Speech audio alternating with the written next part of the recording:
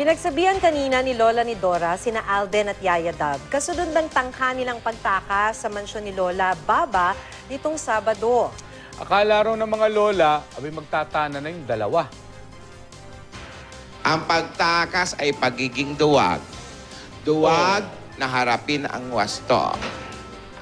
Pero sabi ni Alden, nilayo lang daw niya noon si Yaya kay Lola Baba dahil ayaw niyang masaktan ito.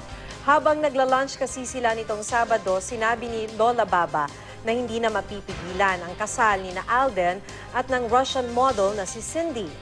Kanina umeksena na naman si Cindy at harap-harapang sinabi kay Yaya Dab na invited siya sa kasal nila ni Alden. Paulit-ulit nang sinabi ni Alden kay Cindy na ayaw niyang ikasal silang dalawa at gulong-gulo na raw siya sa mga nangyayari. Wala po akong alam. Hindi ko na po alam ang gagawin. Aalis po muna ako. Alden!